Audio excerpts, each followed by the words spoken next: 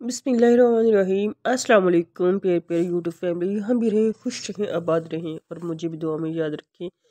बहुत से दिनों के बाद आप लोगों से मुलाकात हो रही, तो आज चलते हैं पहली टिप की तरफ। पहली टिप मेरी है वो तकिए को लेकर है। इस तकिए को लेकर इस तरह से है कि बहुत सी बेडशीट जो हमारी फट जाती हैं, लेकिन उनके जो तकिए होते हैं बिल्कुल नैन कोर होते हैं।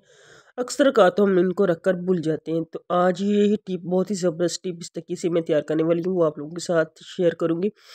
करना हमने क्या है, तकिए को हमने है ना एक साइड से है फोल्ड कर लेना है और एक साइड पे हमने मजबूत सा हैंगर लेकर और इस हर एक इंच की सिलाई लगा देनी है। और सिलाई लगाने के बाद हमने दरमियान से भी सिलाई लगानी, साइडों पे सिलाई लगा के ना हमने बहुत सी ज़बरदस्त सी पॉकेट्स तैयार कर लेनी है। हाँ जी, तो ये ज़बरदस्त सा हैक मैंने तैयार किया था, आप लोगों के साथ शेयर कर देती हूँ। और यहाँ से देखिए भी तकिए इसकी बेडशीट भी फट चुकी थी, ये तकिए वैसे ही पड़ा हुआ था। हैंगर हमने काफ़ी मजबूत लेना और बड़ा वाला हैंगर होना चाहिए।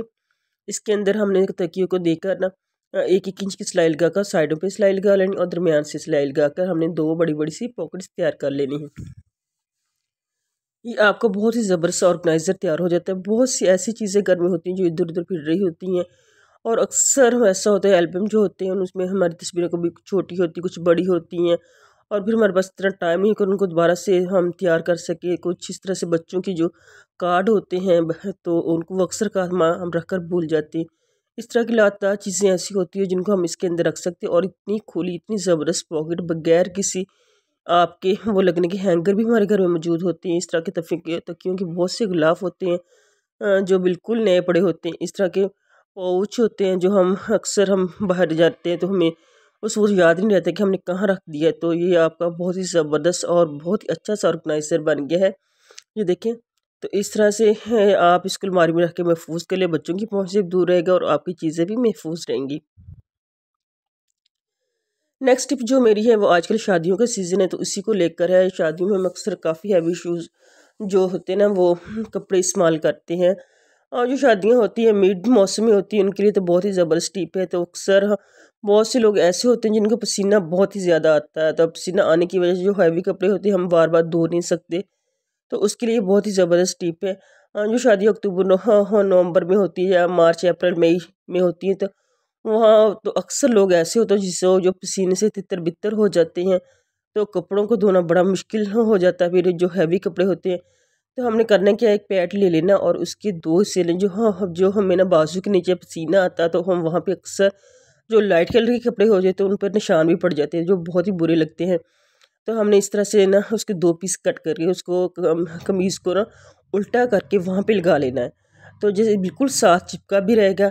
तो आपका जो इधर पसीना आता है बाजू में तो वो आपका जो होता है वो भी कवर हो जाएगा और बाजू के पसीने की वजह से आपको जो शर्मिंदगी होती है अक्सर हमें दाग पड़ जाती है और स्मेल आना शुरू हो जाती है, तो उसके लिए बहुत ही ज़बरदस्त टिप है। तो ये तो ये देखिए बहुत बुरा भी नहीं लगता और ये आपको कोई ऐसा मसला भी इसके साथ नहीं होने वाला कि चिप गिर जाएगा, बिल्कुल साथ चिपक जाता है। तो यहाँ पे आप लगा लें तो आपका ये मसला भी हल हो जाएगा। और जिन बहनों को ये मसला है पसीने का तो उसके लिए बहुत ही ज़बरदस्त सी टिप है। तो और ये आपके जो कपड़े होते हैं वहाँ अक्सर कपड़े बहुत ज़्यादा हैवी होते हैं, हम बार बार धो नहीं सकते। हाँ जी, नेक्स्ट टिप जो मेरी है वो अक्सर आज ही है कल जो मौसम है जर्सियों का स्वेटर का, तो अक्सर जो हमारे अपर में जो जिप लगी होती है पूरा साल अपर पड़े रहती हैं, तो वो जब निकालते हैं तो जिप अक्सर लूज़ हुई होती है या ढीली हो जाती है या वैसे ख़राब हो जाती है ना, तो वो बहुत ज़्यादा दरमियान में फंस जाती, ना इधर होती ना उधर होती। तो उसके लिए बहुत ही ज़बरदस्त सी टिप है। हमारे जो पाउच होते हैं उनकी जिप भी अक्सर ऐसा होता है कि फंस जाती है। हमने करना है क्या है, थोड़ी सी वैसलीन लेकर जिप की सारे ऊपर वाली जगह पे हमने लगा देनी है। तो आहिस्ता आहिस्ता से प्यार से इसको आगे पीछे हमने करना है। जैसे हम थोड़ा सा आगे पीछे इसको करेंगे ये बिल्कुल सही हो जाएगी। तो हमने इस तरह से इसको अच्छे से वैसलीन को इसके पूरी जिप के साथ हल्का हल्का सा लगा देना है। लगाने के बाद ये देखिए आपकी जिप बिल्कुल ज़बरदस्त और सही हो जाती है। तो बजाय इसके कि आप परेशान हो बाज़ार जाएँ और उसको सही करवाएं दोबारा से, तो इसके लिए वैसलीन बहुत ही ज़बरदस्त टोटका है। तो ये है तो ना आपकी ज़िप जो होती है अपर की होती है जो आपके पर्स की होती है वो इससे बिल्कुल ठीक हो जाएगी। इस तरह से ये जो बच्चों के अपर होते हैं उनकी ज़िप ही हमारी इस कभी काम करना बिल्कुल ही छोड़ जाती है। तो उसके लिए भी आपने हल्की सी वैसलीन लेनी है, इसको लगा देना है। लगाने के बाद हमने क्या करना है, तो आपकी जो ज़िप बार बार फंसती है वो फंसनी नहीं, तो ज़िप बिल्कुल ठीक हो जाएगी। ये अच्छी छोटे छोटे से टिप्स होती हैं, हाँ कह लें, तो जो हम इसको अपनाकर अपनी लाइफ को इजी कर सकते हैं, डेली लाइफ को। और बहुत ही ज़बरदस्त ये टिप है। और वैसलीन तो वैसे ही बहुत ही ज़्यादा सर्दियों में इस्तेमाल इसका बढ़ जाता है, या हम अपने हाथों पाँवों पे इस्तेमाल करते हैं, वहाँ पे हम कपड़ों के लिए भी वैसलीन का इस्तेमाल करते हैं। हाँ जी, आज की जो टिप है वो नेक्स्ट टिप है, वो बहुत ही मज़े की है। होता है कि अक्सर हमने इस्त्री का स्विच लगाया होता है, लाइट हमारी चली जाती है, हम बहुत ही ज़्यादा परेशान होते हैं कि बे टाइम लाइट चली गई, कोई शेड्यूल नहीं था आज लाइट जाने का। तो इससे परेशानी से बचने का बहुत ही ज़बरदस्त सा ये हल है।